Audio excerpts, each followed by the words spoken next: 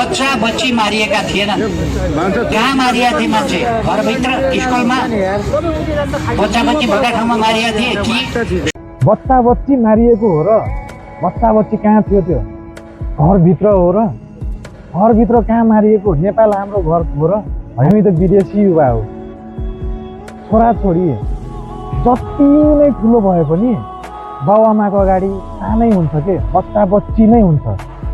र प्रधानमन्त्री भनेको देशभरिको जनताको अभिभावक स्वरूप हुन्छ। र तपाईँले अभिभावकको रूपमा के भूमिका निभाउनुभयो?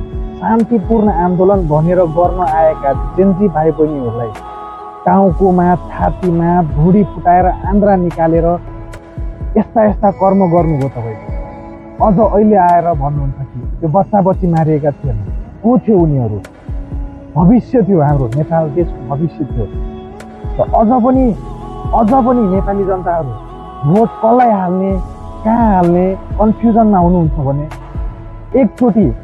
एकचोटि मात्रै बिबिसीले निकालेको न्युज त्यो हेर्नुहोला। त्यहाँ सबै कुरा खुलाएको छ। गोली कसले हान्ने आदेश थियो, कसरी गोली हान्यो र किन हान्यो, सबै कुरा खुलाएको छ। त्यो हेर्नुहोला र बुझ्नुहोला र यो पालिको भोट सही ठाउँमा लाउनुहोला। जय घन्टी।